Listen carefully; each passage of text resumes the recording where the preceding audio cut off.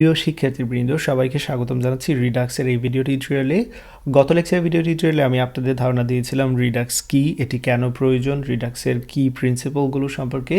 আশা করি সেই ভিডিওটি আপনারা দেখে নিয়েছেন। যারা দেখেননি অবশ্যই সেই ভিডিওটি দেখার পর এই ভিডিওতে চলে আসতে হবে। এ পর্যায়ে আমি আলোচনা করব স্টেট এবং রিডাক্সের খুবই ইম্পর্ট্যান্ট একটি বিষয় অ্যাকশন সম্পর্কে। তো প্রথমেই আমি প্রজেক্ট সেট আপ করে নেব। এখানে দেখতে পাচ্ছেন রিডাক্স টিউটোরিয়াল 2022 নামে আমি একটি ফোল্ডার তৈরি করেছি এবং সেটা ভিএস কোডে ওপেন করেছি। আপনারা যে কোনো নামে ফোল্ডার তৈরি করতে পারবেন, কোনো সমস্যা নেই। তো আমি যে কাজটা করব, রিডাক্স যেহেতু ব্যবহার করতে যাচ্ছি সেক্ষেত্রে আমি রিডাক্সকে ইনস্টল করব। রিডাক্সকে ইনস্টল করার পূর্বে আমাকে অবশ্যই npmকে ইনিশিয়ালাইজ করতে হবে। সেই জন্য এখানে আমি npm init দেন -y দিয়ে npmটা সেট আপ করে নিচ্ছি।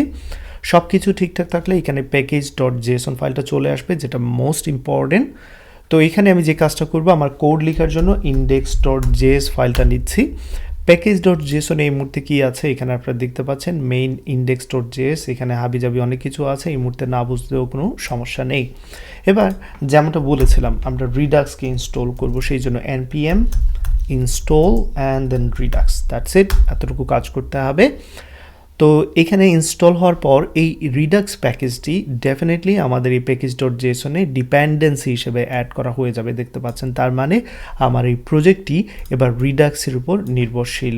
ওকে, তো চলুন আমরা দেখি কিভাবে স্টেট এবং অ্যাকশন নিয়ে কাজ করতে হয় রিডাক্সে। তো প্রথমে আমি এখানে জাস্ট কমেন্ট হিসেবে দিয়ে দিচ্ছি স্টেট, অ্যান্ড দেন আমি এখানে অ্যাকশন নিয়ে যখন কাজ করব তখন আমি এখানে অ্যাকশনের যে জিনিসগুলো এর ঠিক নিচে লিখবো, এতে করে বুঝতে সুবিধা হবে। স্টেটকে ম্যানেজ করার মেন উদ্দেশ্যই আমরা রিডাক্স ব্যবহার শিখছি, বা রিডাক্স কীভাবে কাজ করে সেটা জানার চেষ্টা করছি। তো স্টেট প্রত্যেকটা অ্যাপ্লিকেশনে স্টেট থাকতে পারে। যেমন একটি কাউন্টার অ্যাপ্লিকেশনে আপনি কাউন্ট করতে চাইবেন, সো এরকম হতে পারে যে কাউন্টের প্রথম ভ্যালু 0, দেন সেটাকে আপনি যখন এই ইনক্রিমেন্ট করতে চাইবেন সেটা হতে পারে কাউন্ট 1, ডিক্রিমেন্ট করতে চাইলে আর সেটা আবার 0 হতে পারে। সো যে স্টেটটা নিয়ে কাজ করবেন সেটা প্রথমে আপনাকে ডিফাইন করে দিতে হবে। তো আমি এখানে যে কাজটা করব, একটি ভেরিয়েবলের মধ্যে আমি স্টেটটাকে ডিফাইন করব। আমি লিখে দিচ্ছি কাউন্টার স্টেট। ওকে, দেন আমি যে কাজটা করব, এই স্টেটটা একটি অবজেক্টের মধ্যে ডেফিনেটলি রাখবো আমি। সো কাউন্ট 0 হিসেবে আমি এখানে ডিফাইন করে দিচ্ছি।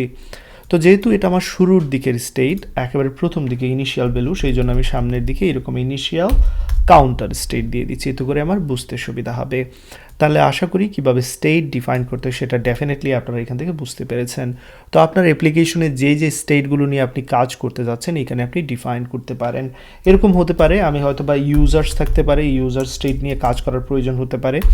সাপোজ এখানে ইউজার্স একটি এরে থাকতে পারে এবং তার মধ্যে এরকম নেম, সাপোজ একজনের নাম দিচ্ছি আনিসুল, অ্যান্ড দেন আরও ইউজার্স থাকতে পারে।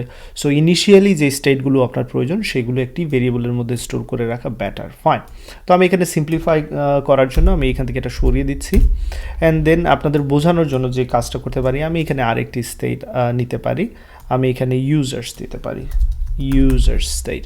এবং এই জায়গায় এবার আগে যে কাজটা করেছিলাম ইউজার্স নামে, আমি সেটাকে এখানে নিয়ে নিচ্ছি, একটি এরে নিচ্ছি। যেমনটা বলেছি একটি অবজেক্টের মধ্যে জাস্ট নেম রাখবো। ওকে, ফাইন। তো আপনার এপে কী কী স্টেট প্রয়োজন সেটা আপনি প্রথমেই ডিফাইন করে নেবেন সেই কাজটা। রাইট, অ্যান্ড দেন আসুন অ্যাকশনের বিষয়। আমরা বলেছিলাম আমাদের স্টেটগুলোকে নিয়ে আমরা কাজ করব, অবশ্যই কোনো একটা অ্যাকশন হবে। সাপোজ বাটনে, ইনক্রিমেন্ট বাটনে আমি যখনই ক্লিক করব তখন ইনক্রিমেন্ট হতে পারে। সো আমি এখানে স্টেটগুলো, আমি অ্যাকশনগুলো এখানে ডিফাইন করার চেষ্টা করছি। সাপোজ ইনক্রিমেন্ট কাউন্টার হতে পারে, ডিক্রিমেন্ট করতে যাচ্ছেন আপনি, সো ডিক্রিমেন্ট কাউন্টার। তো এই যে কী করতে চাচ্ছেন আপনি সেটাই হচ্ছে অ্যাকশন। তো এই অ্যাকশনগুলো আমরা যখনই রিডাক্সে ব্যবহার করি, অ্যাকশন মূলত একটি অবজেক্ট থাকে এবং সেই অবজেক্টের মধ্যে মূলত দুইটা জিনিস নিয়ে আমরা কাজ করি, একটি হচ্ছে টাইপ এবং অন্যটি হচ্ছে পেলোড। তো এই জিনিসগুলো কি ডেফিনেটলি এখান থেকে আপনারা বুঝতে পারবেন, আমি আপনাদের এক্সাম্পল দেখাচ্ছি। তো যেমনটা বলেছি অ্যাকশন হচ্ছে একটি অবজেক্ট, সেই অবজেক্টের মধ্যে দুইটা ইম্পর্টেন্ট জিনিস থাকবে, দুইটি ইম্পর্টেন্ট প্রপার্টি থাকবে। একটি হচ্ছে টাইপ, কী ধরনের অ্যাকশন আপনি করতে যাচ্ছেন। তো যেমনটা আমি বলেছি এখানে আমি চাচ্ছি কী হবে, ইনক্রিমেন্ট হবে। সো অবশ্যই এখানে স্ট্রিংয়ের মধ্যে সেটা লিখে দিতে হবে। অ্যান্ড দেন আপনি কোনো পেলোড চাচ্ছেন কিনা, কোনো ডেটা পাস করতে চাচ্ছেন কিনা। তো আমি ইনক্রিমেন্টের জন্য ডেফিনেটলি কোনো ডেটা পাস করতে যাচ্ছি না, আমি চাচ্ছি যখনই কেউ ইনক্রিমেন্ট বাটনে ক্লিক করবে এই অ্যাকশন কল হবে এবং এই অ্যাকশন কি করবে, রিডিউসারকে বলে দেবে যে ইনক্রিমেন্ট করো। তো রিডিউসার নিয়ে পরবর্তীতে আলোচনা করব, সেটা নিয়ে টেনশনের কোনো কাজ নেই। যেমনটা বলেছি অ্যাকশন হচ্ছে কি একটি অবজেক্ট, আমি এখানে লিখে দিচ্ছি, যার মধ্যে দুইটি ইম্পর্টেন্ট জিনিস থাকবে, টু ইম্পর্টেন্ট থিংস। কি কি থাকবে এক অবজেক্টের হিসেবে, এখানে টাইপ থাকতে পারে এবং পেলোড থাকতে পারে। পেলোডের মাধ্যমে আমরা ডাটা ট্রান্সফার করতে পারি, তো সেটা একটু পরেই আমি এখানে আলোচনা করছি। তো এই যে আমি অ্যাকশনটি তৈরি করলাম, সেটা আমি চাইলে এরকম রেখে দিতে পারি এবং ডেফিনেটলি এটা ব্যবহার করতে পারি। বাট আমরা নর্মালি যেটা করি, এই অ্যাকশনগুলোকে কোনো একটা ফাংশনের মধ্যে রেখে দিই, অর্থাৎ অ্যাকশন ক্রিয়েটার তৈরি করি। তো সেটা আমি দেখাচ্ছি কীভাবে এই কাজটা করতে হয়। আমি এখানে যে কাজটা করব, এই কমেন্টগুলো সরিয়ে দিচ্ছি, এতে করে আপনাদের বুঝতে সুবিধা হবে। আমি এই জায়গায় একটি ফাংশন তৈরি করছি, কনস্ট, অ্যান্ড দেন দিচ্ছি কাউন্টার অ্যাকশন, এবং কাউন্টার অ্যাকশনের মধ্যে আমি যে কাজটা করব, এটা কোন টাইপের অ্যাকশন, এটা হচ্ছে ইনক্রিমেন্ট কাউন্টার অ্যাকশন। তো সেই জন্য আমি এখানে এরকম দিতে পারি ইনক্রিমেন্ট কাউন্টার অ্যাকশন বা ইনক্রিমেন্ট কাউন্টার, এরকম দিতে পারি, অ্যাকশন দেওয়ার কোনো দরকার নেই। তো এই ইনক্রিমেন্ট কাউন্টার কি করতে পারে, আমার এই টাইপটাকে রিটার্ন করতে পারে, আমার যে অ্যাকশন সেটাকে রিটার্ন করতে পারে। তো দ্যাটস ইট, এতটুকুই। তাহলে অ্যাকশনের বিষয়টা নিশ্চয়ই বুঝতে পেরেছেন। অ্যাকশন হচ্ছে একটি অবজেক্ট যার মধ্যে দুইটা জিনিস থাকতে পারে, একটি হচ্ছে টাইপ এবং অন্যটি হচ্ছে পেলোড। তো পেলোডে এখনও পর্যন্ত আমি দেখাইনি, বাট ডেফিনেটলি দেখাচ্ছি। একটু ধৈর্য ধরতে হবে এবং জিনিসগুলো বুঝতে হবে। স্টেট কি, আপনি যা নিয়ে কাজ করতে চাচ্ছেন সেটাই আমার স্টেট, এবং কি অ্যাকশন হবে, একটি কাউন্টারে কী হতে পারে, ইনক্রিমেন্ট হতে পারে, ডিক্রিমেন্ট হতে পারে। সেই জন্য এখানে দেখতে পাচ্ছেন অ্যাকশনের টাইপ আমি দিয়েছি ইনক্রিমেন্ট। দেন আমরা সেটা ডিরেক্টলি না ব্যবহার করে একটি ফাংশনের মধ্যে রেখে দিচ্ছি, যাকে বলা হচ্ছে এখানে অ্যাকশন ক্রিয়েটর। এই অ্যাকশন ক্রিয়েটর কি করবে, একটি অবজেক্ট রিটার্ন করবে, দেখতে পাচ্ছেন। ফাইন, তো পরবর্তীতে আমরা কি করতে পারবো, এখানে আমাকে টাইপ ইনক্রিমেন্ট লেখার দরকার নেই, পরবর্তীতে ডিরেক্টলি জাস্ট ইনক্রিমেন্ট কাউন্টার এই ফাংশনকে কল দেওয়া মাত্রই কি হচ্ছে, আসলে মূলত আমরা বলে দিচ্ছি যে আমার টাইপটা হচ্ছে ইনক্রিমেন্ট, এতটুকুই। তো এটাকে সিম্পলিফাই করে এখানে নিয়ে আসলাম। ওকে, এইখানে আরেকটা ইম্পর্টেন্ট বিষয় আমি বলতে চাই, যে অনেক সময় আপনার হতে পারে এই স্ট্রিংটা অনেকবার লেখার প্রয়োজন হতে পারে এবং সেই ক্ষেত্রে স্পেলিং মিস্টেক হতে পারে। সেই জন্য আমরা এই স্ট্রিংগুলোকে একটি কনস্ট্যান্টের মধ্যে রেখে দিতে পারি।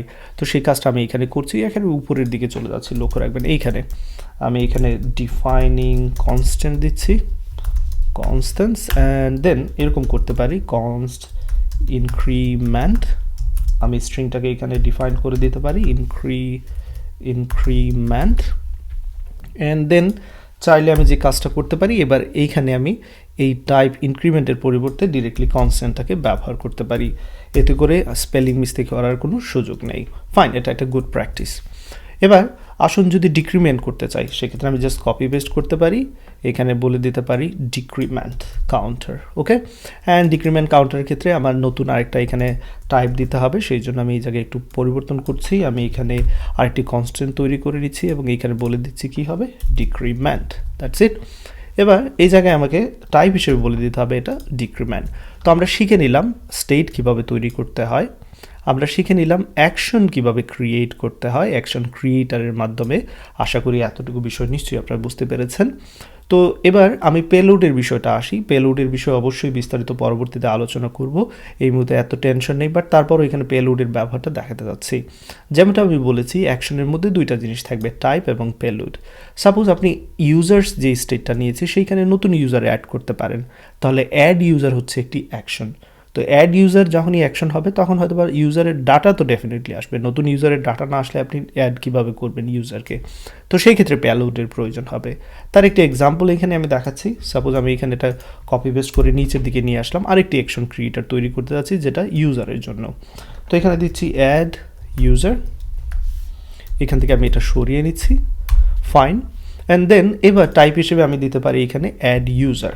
তো এখানে আমি স্ট্রিং হিসেবে দিতে পারি এরকম অ্যাড ইউজার, বাট আমরা অলরেডি শিখেছি কনস্ট্যান্ট হিসেবে উপরে ডিক্লেয়ার করা বেটার, সেই জন্য এই জায়গায় চলে আসলাম। এখানে অ্যাড ইউজার নামে আমি একটি ভেরিয়েবল ডিফাইন করছি এবং সেইখানের মধ্যে স্ট্রিংটাকে রেখে দিচ্ছি। ওকে, এবার ডিরেক্টলি এই জায়গায় চলে আসবো, এরকম আমি ব্যবহার করব না, এরকম অ্যাড ইউজার ব্যবহার করব। তো যখনই আমি অ্যাড ইউজার এই টাইপ অ্যাকশনটা যখনই আমি কি করব ডিসপ্যাচ করব, তখন ডেফিনেটলি ডেটাও ডিসপ্যাচ করতে হবে, ডেটা আমাকে দিতে হবে, আদারওয়াইজ ইউজারের সাথে কি ডেটা অ্যাড হবে। সেই জন্য সেই ডেটাগুলোকে আমরা দিতে পারি পেলোডের মাধ্যমে। তো পেলোডের মাধ্যমে সাপোজ এখানে আমি এরকম ইউজার দিতে পারি, নতুন একটি ইউজার নেম দিচ্ছি, যে কোনো কিছু দিতে পারি, এখানে দিচ্ছি শাকিল, দ্যাটস ইট। তাহলে এই ডেটা পেলোডের মাধ্যমে চলে যাবে রিডিউসারের কাছে, যেটা আপনার পরবর্তী ভিডিও টিউটোরিয়াল দেখবেন।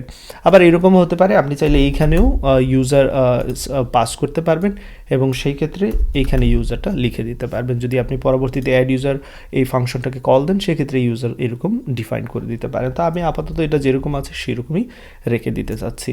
তো আপনারা এখান থেকে শিখে নিলেন কীভাবে অ্যাকশন তৈরি করতে হয়, কীভাবে কনস্ট্যান্ট ডিফাইন করতে হয়, কীভাবে স্টেট তৈরি করতে হয়।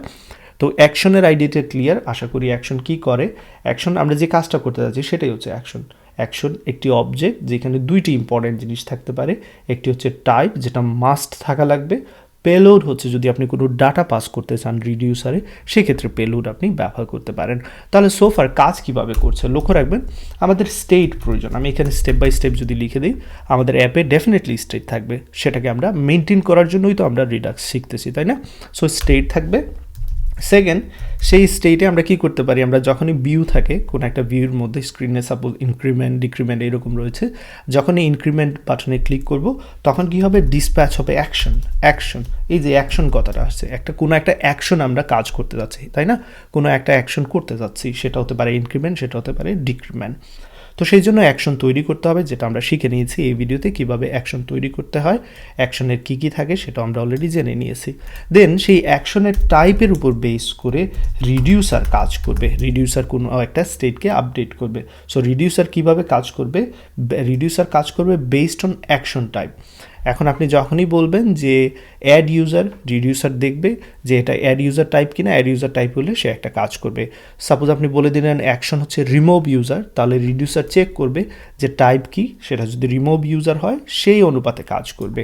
যেমন আমরা এখানে বলেছি ইনক্রিমেন্ট, রিডিউসারে যখন আমরা কাজ করব রিডিউসার চেক করবে টাইপটা ইনক্রিমেন্ট না ডিক্রিমেন্ট। যদি ইনক্রিমেন্ট হয় তাহলে কাউন্টারের সাথে 1 অ্যাড করবে, ডিক্রিমেন্ট হলে কাউন্টার থেকে 1 বিয়োগ করবে, যেটা পরবর্তীতে আমরা দেখব ডেফিনেটলি। সো এখানে এই স্টেপগুলো চিন্তা করুন, স্টেট, দেন আমরা ভিউ থেকে একটি অ্যাকশন ডিসপ্যাচ করতে পারি, রিডিউসার সেই অ্যাকশনের টাইপের উপর বেস করে কাজ করবে, অ্যান্ড ফাইনালি স্টোরটাকে কী করবো, আমরা আপডেট করব। সো এখান থেকে আমরা অলরেডি দুইটা ইম্পর্টেন্ট বিষয় শেষ করে নিয়েছি, সেটা কি স্টেট, এবং আমরা দেখে নিয়েছি কিভাবে অ্যাকশন ক্রিয়েট করতে হয়।